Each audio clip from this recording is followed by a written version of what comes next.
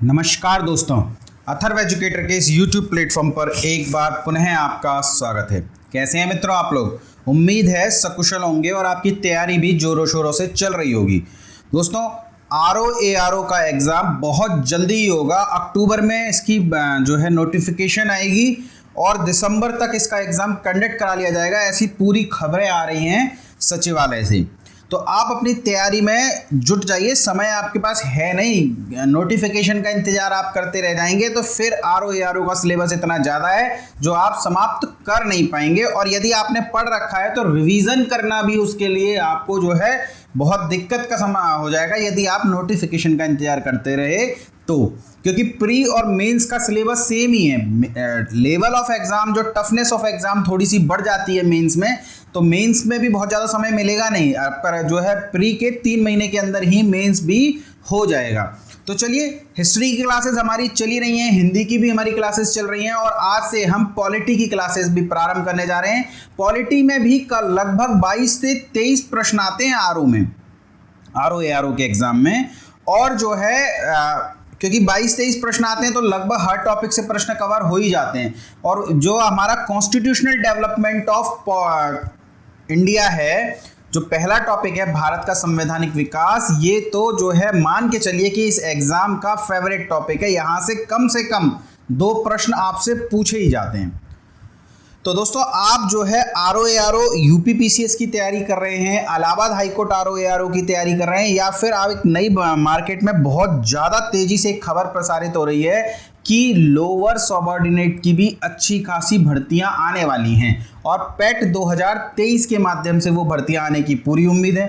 बाकी कह नहीं सकते गवर्नमेंट का पेट 2022 से भी ले आए तो, पर पेट 2023 की जो पहली भर्ती होगी वो लोअर सबऑर्डिनेट की होगी। तो लोअर सबऑर्डिनेट में भी जो है जीके बहुत अच्छे लेवल की पूछी जाती है, बहुत ज़्यादा, क्योंकि एक पूरा जीके पे आधारित पेपर है, पूरा जीके है, सब कुछ समझ लीजिए आप। तो जीके भी अच्छे लेवल की पूछी जाती है, तो उनके लिए भी ये क्लासेस यही हैं। जब मैं लोअर सबऑर्डिनेट की प्लेलिस्ट बनाऊंगा तो क्लासेस उसमें यही डालूंगा, थ्योरी की।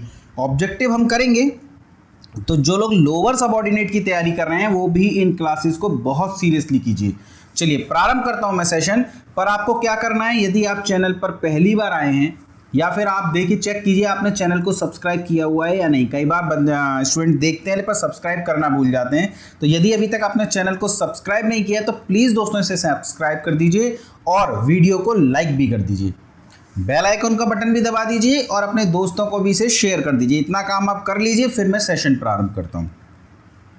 चलिए हम सेशन प्रारंभ करते हैं। भारत का संवैधानिक विकास, ये जो है हमारा पॉलिटी का पहला चैप्टर है। क्या है ये? हमारा पॉलिटी का पहला चैप्टर है, भारत का संवैधानिक विकास। चलिए प्रारंभ करते हैं भारत का संवैधानिक विकास। तो भारत का संवैधानिक विकास, संविधान तो बनकर के हमारा तैयार हुआ है 26 नवंबर 1949 को, लागू हुआ है 26 जनवरी 1950 को। संविधान बनने की जो संविधान बनाने के लिए जो संविधान सभा थी उसकी पहली बैठक हुई है 9 दिसंबर 1946 को। पर भारत का संवैधानिक विकास यदि देखा जाए कि कहाँ से प्रारंभ हुआ है, तो वो हुआ है सन 1973 से, सन आपका 1773 से। कब से? सन 1773 से, 1773 से, जब अंग्रेजों ने भारत के लिए कोई पहला लिखित कानून बनाया, वहीं से हम भारत का संवैधानिक विकास भी मानते हैं। तो 1773 से कहानी प्रारंभ करने की बजाय मैं इस कहानी को प्रारंभ करना चाहूँगा 1600 से, 31 दिसंबर 1600 से। 31 दिसंबर 1600 को ऐसा क्या हुआ था, तो इंग्लैंड की महारानी थी एलिजाबेथ। इंग्लैंड की महारानी थी एलिजाबेथ। उन्होंने 31 दिसंबर 1600 को ईस्ट इंडिया कंपनी को पूर्वी देशों के साथ, देखिए इंग्लैंड के लिए पूर्वी देश हैं भारत, अफ्रीका के देश, इंडोनेशिया, तो ये सब, क्योंकि हमारे लिए इंग्लैंड पश्चिम में है, तो इंग्लैंड में दिया जा रहा है ना, तो पूर्वी देशों के साथ 15 वर्षों तक व्यापार करने का एक अधिकार पत्र दे दिया, एक अनुमति दे दी। किसने दी? महारानी एलिजाबेथ प्रथम ने। यानी जब ईस्ट इंडिया कंपनी का गठन हुआ था तब उस समय इंग्लैंड में जो महारानी थी उनका नाम था एलिजाबेथ प्रथम, और भारत में जो शासक था उसका नाम था अकबर। अकबर था कि नहीं था 1600 में राजा। तो 31 दिसंबर 1600 को ईस्ट इंडिया कंपनी को पूर्वी देशों के साथ 15 वर्षों तक व्यापार करने की अनुमति दे दी। बाद में जब इंग्लैंड के सम्राट बने जेम्स प्रथम तो उन्होंने इस समय 15 वर्षों की समय को बढ़ा दिया और अनिश्चित काल तक के लिए कर दिया था। तो फिर क्या क्या चेंजेस आए वही सब हमें इसमें देखना है। तो एलिजाबेथ प्रथम ने 31 दिसंबर 1600 को ईस्ट इंडिया कंपनी को पूर्वी देशों के साथ 15 वर्षों तक का व्यापार करने की अनुमति प्रदान करी। फिर हम पूरा इतिहास में पढ़ेंगे, आपका हॉकिंस आया, किस प्रकार रो आया, किस प्रकार सूरत में कंपनी बनी। तो हमें बस इतना समझना है कि भारत में ईस्ट इंडिया कंपनी का व्यापार बढ़ने लग गया। बात हो रही है 1600 की, और इसके बाद हम बात करेंगे सन 1773 की, यानी कि लगभग आपके 170 साल बीत गए हैं। ईस्ट इंडिया कंपनी भारत में अपना साम्राज्य स्थापित कर चुकी है, प्लासी का युद्ध जीत चुकी है, बक्सर का युद्ध जीत चुकी है। धीरे धीरे ईस्ट इंडिया कंपनी भ्रष्टाचार में लिप्त होती जा रही है। वह केवल भारत को ही नहीं लूट रही बल्कि ईस्ट इंडिया कंपनी के जो अधिकारी हैं अपने देश को भी धोखा दे रहे हैं। यानी वो सिर्फ अपना फायदा देख रहे हैं। क्यों? क्योंकि ईस्ट इंडिया कंपनी के बिजनेस पर, ईस्ट इंडिया कंपनी के प्रशासन पर, ईस्ट इंडिया कंपनी के एडमिनिस्ट्रेटर पर कोई नियंत्रण नहीं है ब्रिटेन की सरकार का। उन्होंने तो एक अधिकार पत्र दे दिया कि जाओ तुम भारत में जाकर के व्यापार करो।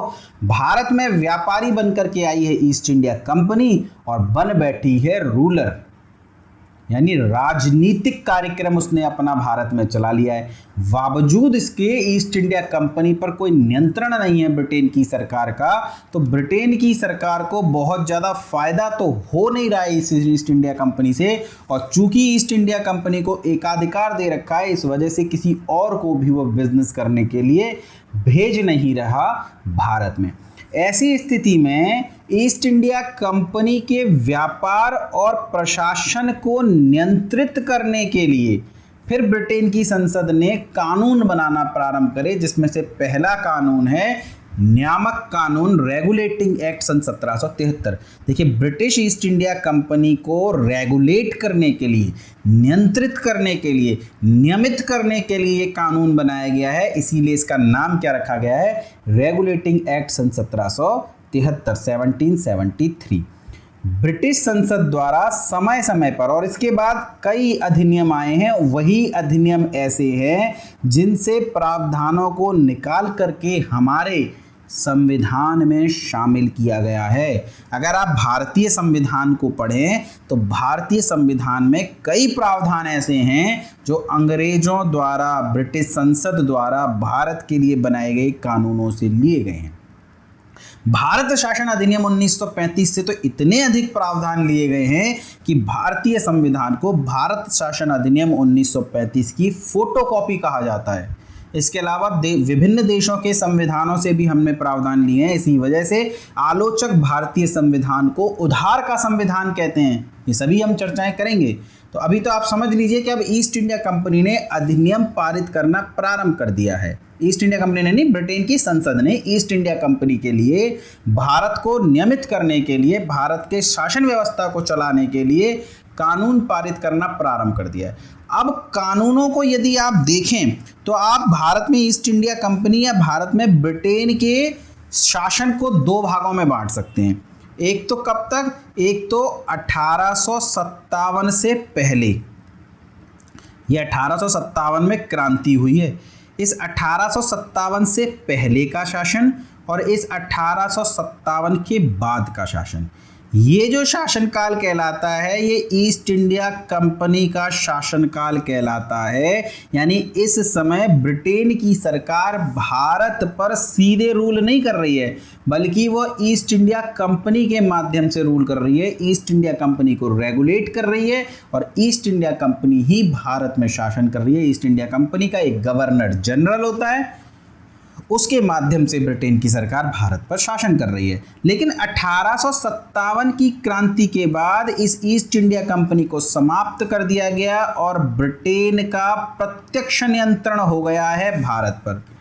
ब्रिटेन का प्रत्यक्ष नियंत्रण, और भारत में गवर्नर जनरल की बजाय जो पद बना दिया गया है वो है वायसराय। वायसराय का मतलब ही होता है प्रतिनिधि, यानी कि अब वह सरकार ब्रिटेन की सरकार के प्रतिनिधि के तौर पर भारत में रूल कर रहा है।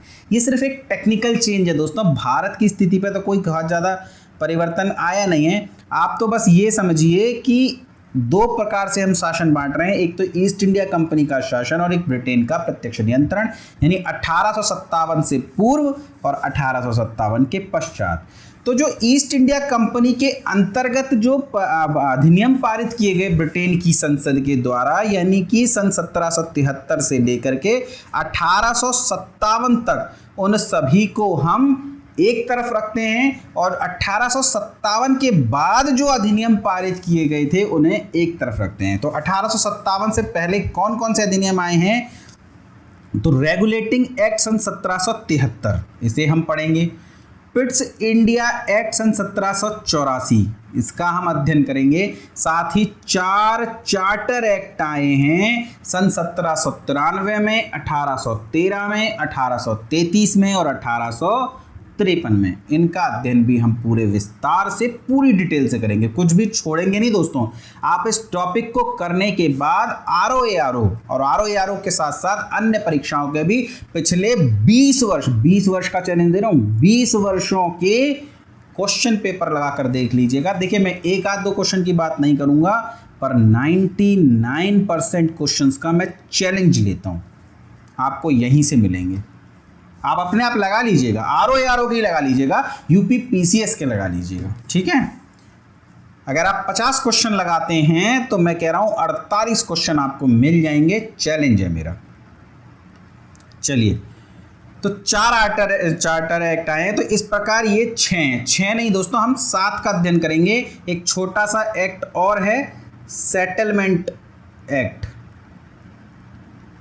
सेटलमेंट एक्ट सन 1781 का ये कुछ नहीं है, ये रेगुलेटिंग एक्ट सन 1773 का ही विस्तार है। उसकी खामियों को पूरा करने के लिए इस एक्ट को लाया गया था बीच में, तो इसका भी हम अध्ययन कर लेंगे।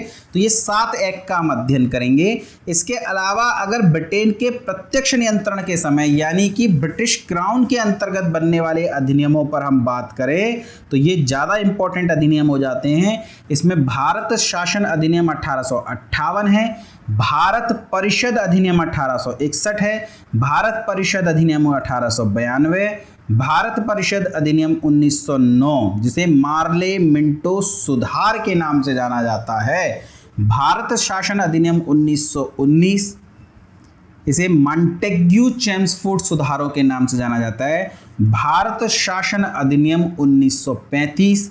बहुत ज़्यादा इंपॉर्टेंट है दोस्तों, जितने भी प्रश्न आते हैं इस चैप्टर में उसमें से 90% प्रश्न इसी से आते हैं, 1935 से। बचे हुए 5 प्रश्न या तो भारत प्रशासन अधिनियम 1919 से आते हैं 5%, और भारत परिषद अधिनियम 1909 से आते हैं। बाकी के 5% और जितने भी एक्ट हैं उनसे आते हैं। तो 15-20 प्रश्न हैं वो जो बार बार रिपीट होते हैं, मैं आपको बता दूंगा कौन कौन से इंपॉर्टेंट हैं। भारतीय स्वतंत्रता अधिनियम 1947, और इसी के साथ ये चैप्टर हमारा समाप्त हो जाएगा और हम अपने अगले टॉपिक की तरफ चले जाएंगे। तो चलिए प्रारंभ करता हूं पहला अधिनियम देखना, ठीक है। भारतीय संविधान का निर्माण भारतीय प्रतिनिधियों से निर्मित एक संविधान सभा के द्वारा किया गया। संविधान में उल्लेखित अधिकांश प्रावधानों का विकास भारत पर ब्रिटिश शासन के दौरान हुआ। इसका संक्षिप्त विवरण निम्नवत है, ठीक है। पहला एक्ट हम देखते हैं। पहला एक्ट है दोस्तों रेगुलेटिंग एक्ट सन 1773, रेगुलेटिंग एक्ट 1773। अक्सर हम प्रश्न पढ़ लेते हैं कि जब पिट्स इंडिया एक्ट 1784 पारित किया गया उस समय ब्रिटेन का प्रधानमंत्री था विलियम पिट, ठीक है। इसके अलावा हम पढ़ लेते हैं कि जब 1857 की क्रांति हुई तब ब्रिटेन का प्रधानमंत्री कौन था। लेकिन हम ये भूल जाते हैं, ये प्रश्न पूछा भी कम गया है, पूछा ही नहीं गया, मैंने अभी तक देखा नहीं, मतलब मेरी नज़रों में नहीं आया, बाकी ये पूछा गया हो तो बहुत अच्छी बात है कि जब रेगुलेटिंग एक्ट सन 1773, क्योंकि पहला है, जब पारित हुआ तो उस समय ब्रिटेन के प्रधानमंत्री थे कौन? तो ब्रिटेन के प्रधानमंत्री थे नॉर्थ महोदय, ठीक है। प्रधानमंत्री कौन थे? तो लॉर्ड नॉर्थ जो थे वो ब्रिटेन के प्रधानमंत्री थे। उनके द्वारा एक गोपनीय समिति, सीक्रेट कमेटी बनाई गई। गोपनीय समिति क्यों? क्योंकि ये प्रधानमंत्री नहीं चाहते थे कि हम ब्रिटिश ईस्ट इंडिया कंपनी को नियमित करने के लिए कोई अधिनियम पारित कर रहे हैं, यह बात का खुलासा हो ब्रिटिश ईस्ट इंडिया कंपनी के समक्ष भी, क्योंकि वे अपना प्रभाव लगाएंगे। वे तो नहीं चाहेंगे ना कि कोई ऐसा कानून आए। देखिए, आप ही अपने जीवन में चाहते हो यार हम स्वच्छंद रहें, हमारे ऊपर किसी का कोई जोर जबरदस्ती ना हो, तो यही हाल ब्रिटिश ईस्ट इंडिया कंपनी का भी था। वो नहीं चाहती थी कि उसके ऊपर किसी भी प्रकार का कोई अधिनियम थोपा जाए, अपने नियम कानूनों के अनुसार वो चल सके, क्योंकि यदि कोई नियम, कोई अधिनियम आ गया तो उसके अकॉर्डिंग चलना पड़ेगा, यानी कि नियंत्रण स्थापित हो जाएगा सरकार का। तो वो चाहती नहीं है, पर अब सरकार स्पष्ट है कि कोई ना कोई अधिनियम तो भेजना ही पड़ेगा। तो तत्कालीन ब्रिटिश प्रधानमंत्री लॉर्ड नॉर्थ द्वारा एक गोपनीय समिति बनाई गई, एक सीक्रेट कमेटी बनाई गई, और उस सीक्रेट कमेटी ने जो अपनी सिफारिशें दी, उन्हीं सिफारिशों की अनुशंसा पर सन 1773 का रेगुलेटिंग एक्ट पारित किया गया। तो रेगुलेटिंग एक्ट सन 1773 संसद में किसने प्रस्तावित किया? तो प्रधानमंत्री लॉर्ड नॉर्थ ने। किन कमिटी की सिफारिश पर किया? किस कमिटी की सिफारिश पर किया? तो सीक्रेट कमिटी, गोपनीय समिति। और एक बात ध्यान रखिएगा, ये जो रेगुलेटिंग एक्ट सन 1773 है, ये ब्रिटिश संसद द्वारा भारत के लिए बनाया गया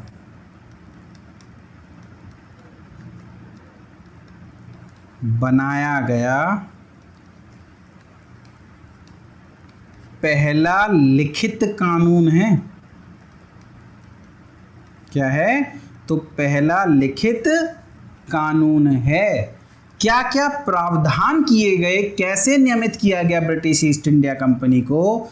तो इस अधिनियम के द्वारा, देखिए, बंगाल के गवर्नर को बंगाल का गवर्नर जनरल कहा जाने लगा, यानी बंगाल के गवर्नर को बंगाल का गवर्नर जनरल कहा जाने लगा। इस बात का क्या तात्पर्य है? इसका तात्पर्य यह है कि सन 1773 से पूर्व भारत पर ब्रिटिश ईस्ट इंडिया कंपनी का धीरे धीरे कब्जा होता चला गया।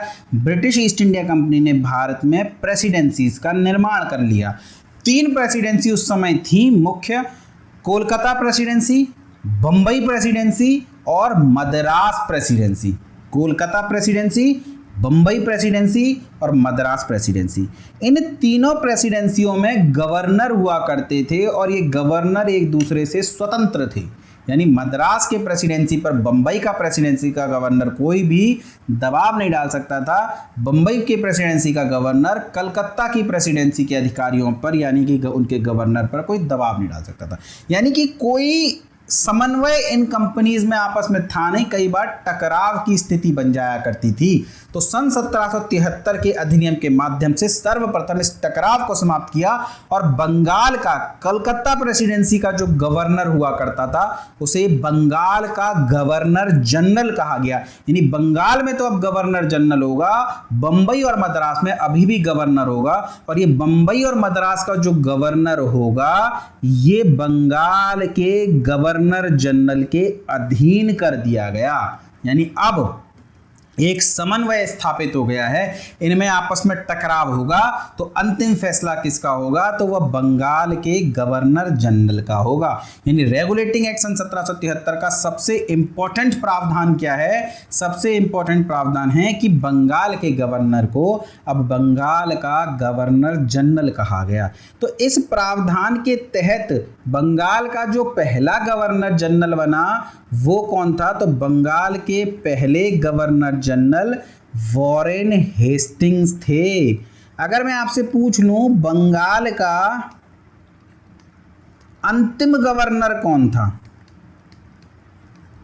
तो एक बात बताइए, बंगाल का गवर्नर जनरल वॉरेन हेस्टिंग को बना दिया गया, तो वो पहले बंगाल का गवर्नर ही था। जब ये पद समाप्त कर दिया गया गवर्नर का और उसको गवर्नर जनरल बना दिया गया, तो कोई नया व्यक्ति अपॉइंट नहीं हुआ, उसी को गवर्नर जनरल कहा गया। यानी बंगाल का अंतिम गवर्नर था वॉरेन हेस्टिंग्स, वॉरेन हेस्टिंग्स, और यही बंगाल का पहला गवर्नर जनरल भी बना है। ध्यान रखिएगा, दोनों प्रश्न आपसे पूछे जा सकते हैं। बंगाल का अंतिम गवर्नर कौन था? Warren Hasting. बंगाल का पहला गवर्नर जनरल कौन था? तो वो भी वॉरेन हेस्टिंग। और इस गवर्नर जनरल की सहायता के लिए 4 सदस्यीय कार्यकारी परिषद, देखिए कई अलग अलग बॉडीज आएंगी, कंफ्यूजन नहीं रखना है आपको किसी प्रकार का, ढंग से इन बॉडीज को पढ़ना है। अभी बंगाल के गवर्नर जनरल की सहायता के लिए 4 सदस्यीय कार्यकारी परिषद, एग्जीक्यूटिव बॉडी का निर्माण किया गया। और गवर्नर जनरल की इस 4 सदस्यीय कार्यकारी परिषद का कार्यकाल क्या था? तो 5 वर्ष। 5 वर्षों बाद नए लोगों को लाया जाएगा, उसमें इस बॉडी का भंग कर दिया जाएगा और नई बॉडी में नया दोबारा से बॉडी का गठन किया जाएगा नए लोगों के साथ में। तो गवर्नर जनरल बना दिया गया और गवर्नर जनरल की मदद के लिए 4 सदस्यीय कार्यकारी परिषद स्थापित कर दी गई। अब एक बात बताइए, क्यों लाया गया था ये अधिनियम? भ्रष्टाचार को रोकने के लिए ना। और भ्रष्टाचार कब होता है? जब कंपनी के अधिकारियों का निजी प्रॉफिट जुड़ा हुआ हो। कहीं भी भ्रष्टाचार क्यों होता है? हमारे नेता इस देश में भ्रष्टाचार क्यों करते हैं? क्योंकि राष्ट्र हित की बजाय वे अपने हित को देखते हैं। तो यही हाल कंपनी के कर्मचारियों का भी था। तो पहले उनके स्वयं के हितों को समाप्त करेंगे, तभी तो वो राष्ट्र हित में या सरकार के हित में सोचेंगे। तो इस अधिनियम के तहत कंपनी के निजी व्यापार करने, उपहार लेने तथा रिश्वत लेने पर प्रतिबंध लगा दिया। देखिए रिश्वत तो उसमें नहीं लिखा था, रिश्वत तो हमेशा ही प्रतिबंधित होती है, वहां लिखा है निजी व्यापार करने और उपहार लेने पर प्रतिबंध लगा दिया। ये जो उपहार था ना, वास्तव में यही रिश्वत थी। आज भी जब कोई रिश्वत लेता तो क्या कहते हैं? नहीं नहीं साहब, खुशी से दिया है, गिफ्ट है। दहेज लेते हैं तो दहेज शब्द थोड़ी यूज करते हैं, लड़की को, बेटी को अपनी खुशी से दिया है। तो गिफ्ट, रिश्वत या कोई भी ऐसा काम जो गलत तरीके से पैसा लिया गया, उसे लोग गिफ्ट का नाम दे देते हैं। तो यही कंपनी के अधिकारी करते थे, राजा महाराजाओं से रिश्वत लेते थे ताकि वो उन्हें तंग न करें, और कहते थे राजा महाराजाओं ने अपनी खुशी से गिफ्ट दिया है हमें। जबकि कोई खुशी से नहीं देते थे, वो तो इसलिए देते थे कि ईस्ट इंडिया कंपनी के लोग परेशान ना करें। आज भी पुलिस को, के लोगों को, अधिकारियों को बिजनेसमैन गिफ्ट दे देते हैं ताकि उनके बिजनेस में वो प्रॉब्लम ना क्रिएट करें, पर वो रिश्वत होती है नहीं होती, वही हाल था। और निजी व्यापार करने, भाई कंपनी के व्यापार, अब कंपनी भी बिजनेस कर रही है वही, और वही बिजनेस कंपनी के अधिकारी भी कर रहे हैं। तो वो अधिकारी ये चाहेगा कि कंपनी का बिजनेस बढ़े या उसका खुद का बिजनेस बढ़े? उसका खुद का बिजनेस बढ़े। तो वो कंपनी के बिजनेस की तरफ तो नहीं सोच रहा। कंपनी के बिजनेस से तो सरकार को फायदा होगा, लेकिन उस पर्टिकुलर व्यक्ति के बिजनेस से सरकार को क्या फायदा होने वाला है? छोटा मोटा कर मिलेगा, उससे ज़्यादा तो कुछ नहीं। तो निजी व्यापार करने पर प्रतिबंध लगा दिया गया सन 1773 के एक्ट के माध्यम से। उपहार लेने और रिश्वत लेने पर भी प्रतिबंध लगा दिया गया। ये बात आप ध्यान रखेंगे। चलिए आगे देखते हैं और क्या क्या किया गया। बहुत ज़्यादा इम्पोर्टेंट है दोस्तों। पहली बात सबसे ज़्यादा इम्पोर्टेंट क्या है? तो पहला तो वही है कि बंगाल के गवर्नर को बंगाल का गवर्नर जनरल कहा जाने लगा, और वॉरेन हेस्टिंग को पहला गवर्नर जनरल बनाया गया, और बम्बई और मद्रास के गवर्नरों को उसके अधीन कर दिया गया। इसके अलावा जो अगला इम्पोर्टेंट फैक्ट है वो क्या है कि कलकत्ता में एक उच्चतम न्यायालय की स्थापना का प्रावधान किया गया। देखिए अधिनियम में प्रावधान किया जाता है, और रेगुलेटिंग एक्ट के प्रावधानों के तहत, देखिए एक्ट कब का है? 1973 का। रेगुलेटिंग एक्ट 1973 में उच्चतम न्यायालय की स्थापना का प्रावधान किया गया। देखिए उसमें तो प्रावधान करेंगे ना कि कलकत्ता में एक उच्चतम न्यायालय बनाई जाएगी, उन प्रावधानों पर अमल करते हुए 1974 में, डेट याद रखिएगा, 1974 में एक उच्चतम न्यायालय की स्थापना की गई। और इस कलकत्ता उच्चतम न्यायालय पे कौन कौन सा क्षेत्र अधिकार है, जहाँ जहाँ ब्रिटिश ईस्ट इंडिया कंपनी का कब्जा है वो इसमें कवर कर लिया। आप जहाँ पे ब्रिटिश ईस्ट इंडिया कंपनी का कब्जा नहीं है वो इसमें नहीं आएंगे, वो इसके अधीन नहीं होंगे। तो ब्रिटिश प्रांत जो बनाए जा रहे हैं धीरे धीरे, जो प्रेसिडेंसीज बनाई जा रही हैं, उन सभी पर जो है एक न्यायालय की स्थापना की गई है कलकत्ता में 1974 में, जिसे उच्चतम न्यायालय सुप्रीम कोर्ट कहा गया है। सुप्रीम कोर्ट क्यों कहा गया है? क्योंकि इसके निर्णयों के विरुद्ध कहीं कोई अपील नहीं होती, लंदन में भी नहीं। यानी ऐसा नहीं है कि यहाँ इस उच्चतम न्यायालय के निर्णयों से आप खुश नहीं हैं तो लंदन की प्रीवी काउंसिल में चले जाओगे, नहीं। बाद में 1935 में एक संघीय न्यायालय फेडरल कोर्ट बनेगी, वह सुप्रीम कोर्ट नहीं थी। क्यों? क्योंकि उसके निर्णयों के विरुद्ध लंदन की प्रीवी काउंसिल में अपील होगी, तो वो फिर सुप्रीम नहीं होती, सुप्रीम के विरुद्ध कहीं अपील नहीं होती। कलकत्ता में 1974 में जो कोर्ट बनाई गई है वो उच्चतम न्यायालय ही है, सुप्रीम कोर्ट ही है, क्योंकि उसके निर्णयों के विरुद्ध कहीं कोई अपील नहीं होती। ये जो सुप्रीम कोर्ट बनाई गई थी ये 1+3 थी, यानी इसमें एक मुख्य न्यायाधीश था और 3 अन्य न्यायाधीश थे। सभी के नाम पता होने चाहिए। ROARO 2020 में ट्रू फॉल्स स्टेटमेंट्स थे, मतलब 3 स्टेटमेंट दिए हुए थे और उनमें से आपको सही गलत बताना था, और उसमें से एक स्टेटमेंट था कलकत्ता उच्चतम न्यायालय के प्रथम मुख्य न्यायाधीश एलिजा इम्पे को बनाया गया, जो कि सही स्टेटमेंट है। यानी इसके जो मुख्य न्यायाधीश थे वो एलिजा इम्पे थे। और कई बार पूछा गया है कि कलकत्ता उच्च न्यायालय जो कि बनी थी सन 1774 में, उसके मुख्य न्यायाधीश कौन थे? तो एलिजा इम्पे थे। अभी तक कम पूछा गया है इनके न्यायाधीशों के बारे में, पर आपको याद रखना है चैम्बर्स, लेमेस्टर और हाइड, इन चारों नाम आपको याद रखने हैं। सर एलिजा इम्पे उच्चतम न्यायालय के मुख्य न्यायाधीश थे। 3 अन्य न्यायाधीश बनाए गए, चैम्बर्स, लेमेस्टर और हाइड। और इसमें एक प्रावधान और किया गया, व्यापार की सभी सूचनाएं क्राउन को देना सुनिश्चित किया गया। अब भ्रष्टाचार रोकना है तो सूचना तो होनी चाहिए ना, तो व्यापार में आप क्या क्या कर रहे हैं वो सभी आप क्राउन को बताएंगे। इस अधिनियम के द्वारा भारत में कंपनी के शासन हेतु पहली बार एक लिखित संविधान प्रस्तुत किया गया। ये तो हमने देख ही लिया। तो एक बार सन 1773 के रेगुलेटिंग एक्ट को फटाफट से रिवाइज करें तो इसमें सबसे पहला प्रावधान क्या किया गया? इसमें पहला प्रावधान किया गया कि बंगाल के गवर्नर को, बंगाल का गवर्नर जनरल कहा जाने लगा, बंबई और मद्रास के गवर्नरों को इसके अधीन कर दिया गया। दूसरी बात, बंगाल का पहला गवर्नर जनरल वॉरेन हेस्टिंग को बनाया गया। और क्या प्रावधान किए गए? इसमें कंपनी के अधिकारियों पर निजी व्यापार करने और उपहार लेने पर रोक लगा दी गई। तीसरा, 1973 के इस रेगुलेटिंग एक्ट में भारत में कलकत्ता में एक उच्चतम न्यायालय की स्थापना का प्रावधान किया गया, जिसके तहत 1974 में एक उच्चतम न्यायालय स्थापित किया गया। एलिजा इम्पे उसके मुख्य न्यायाधीश थे, चैम्बर्स, लेमेस्टर और हाइड उसके 3 अन्य न्यायाधीश बनाए गए।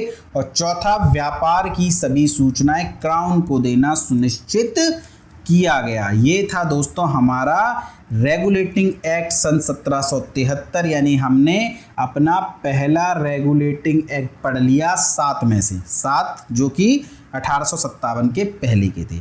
फटाफट से दोस्तों दूसरा भी देख लेते हैं, छोटा सा है, एक्ट ऑफ सेटलमेंट सन 1781। दूसरा एक्ट ऑफ सेटलमेंट सन 1781, ये रेगुलेटिंग एक्ट की कमियों को दूर करने के लिए लाया गया था, इसीलिए तो इसे सेटलमेंट एक्ट कहते हैं। सेटलमेंट किया गया था रेगुलेटिंग एक्ट की कमियों को, रेगुलेटिंग एक्ट की कमियों को दूर करने के उद्देश्य से लाया गया था।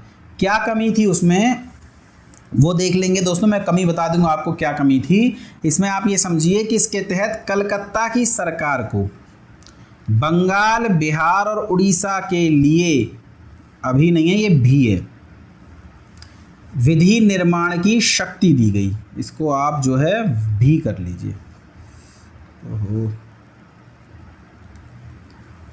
विधि निर्माण की शक्ति दी गई। देखिए, आपको जो बंगाल का गवर्नर जनरल था उसके अधीन कर दिया गया है बम्बई प्रेसिडेंसी को और मद्रास प्रेसिडेंसी को, ठीक है। लेकिन बम्बई प्रेसिडेंसी और मद्रास प्रेसिडेंसी जो को विधि बनाने की अनुमति अभी भी है, पर बंगाल कलकत्ता की जो सरकार है, बंगाल का जो गवर्नर जनरल है वो बंगाल के लिए विधि बनाता है, पर बंगाल में बिहार और उड़ीसा को भी शामिल कर दिया गया है और बिहार और उड़ीसा के विधि निर्माण की शक्ति भी कलकत्ता सरकार को ही दे दी गई है, ठीक है।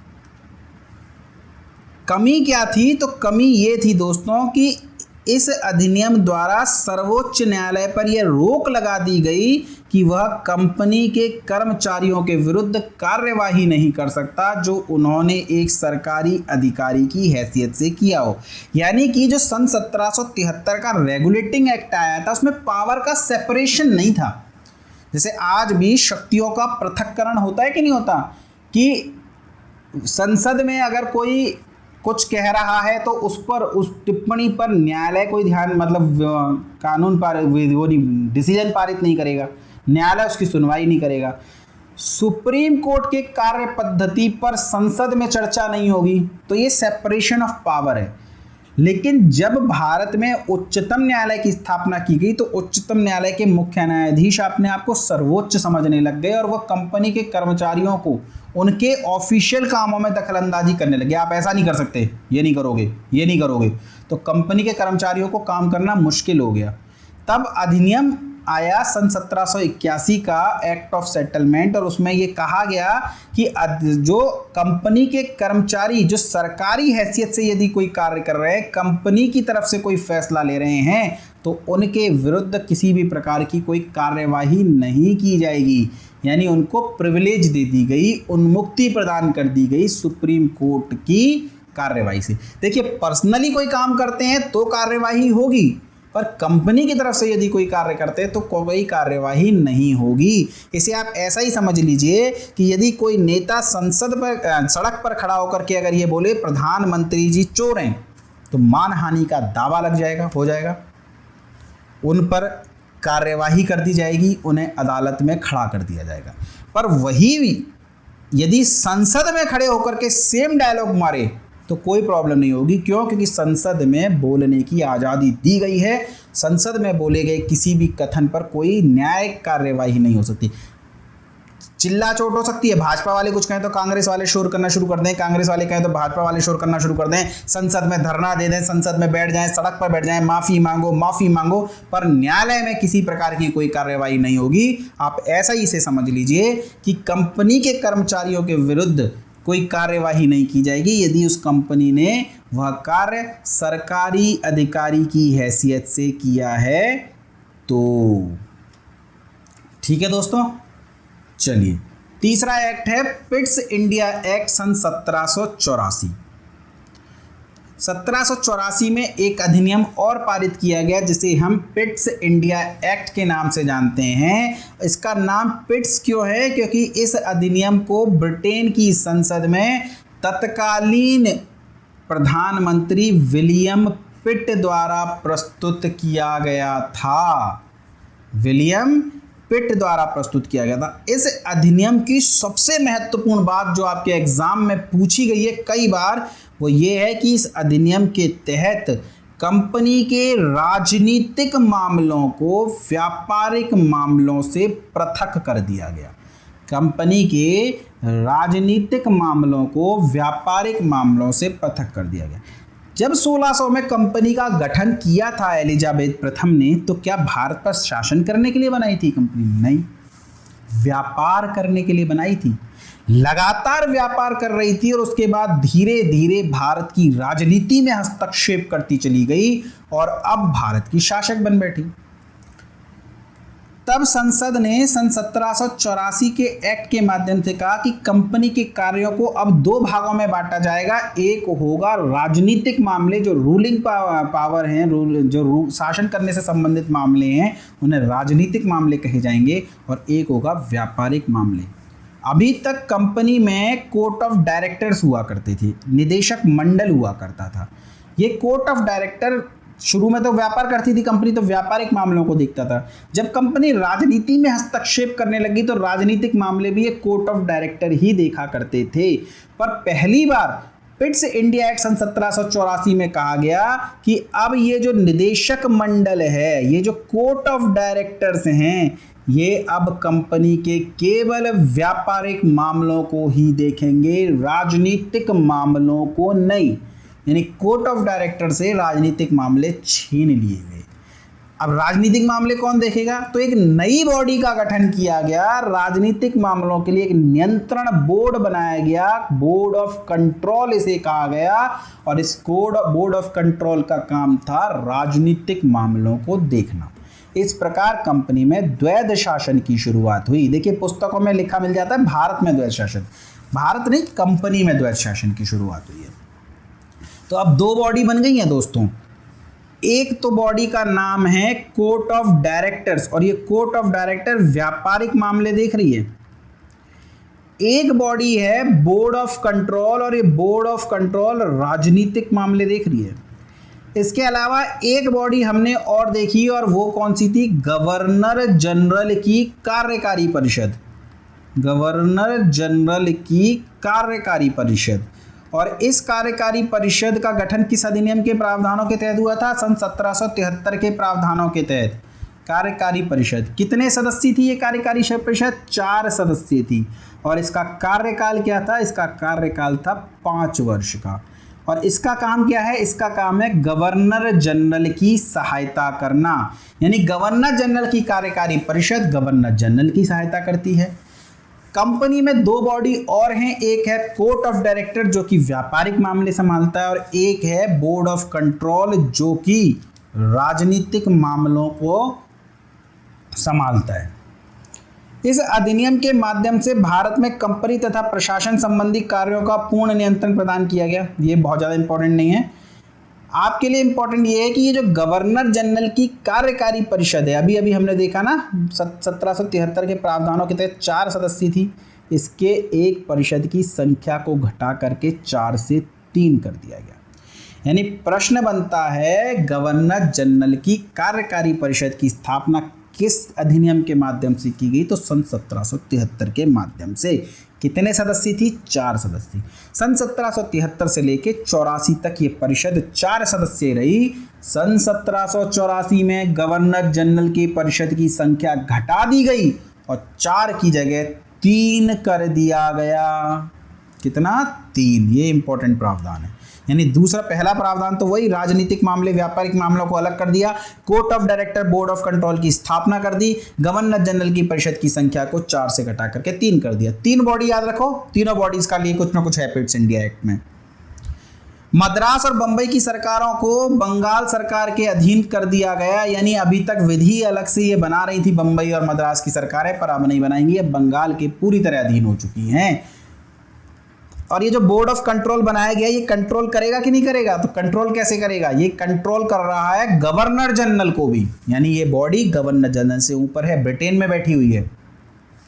नियंत्रक मंडल की अनुमति के बिना गवर्नर जनरल को किसी भी भारतीय राजा के साथ युद्ध व संधि करने की अनुमति नहीं है। देखिए राजनीतिक मामले तो यही है ना, राजा के साथ युद्ध कर रहे हैं, राजा के साथ संधि कर रहे हैं, तो अब इन पर कंट्रोल है नियंत्रक बोर्ड का। पहले उससे परमिशन लोगे।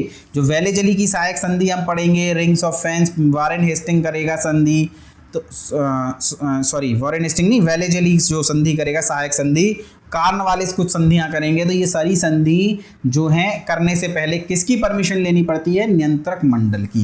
हालांकि मिल जाती थी, आगे हम कहीं पढ़ेंगे नहीं नियंत्रक मंडल ने परमिशन दे दी, ऐसा कुछ नहीं पढ़ेंगे, हमें सिर्फ यहाँ पढ़ना है।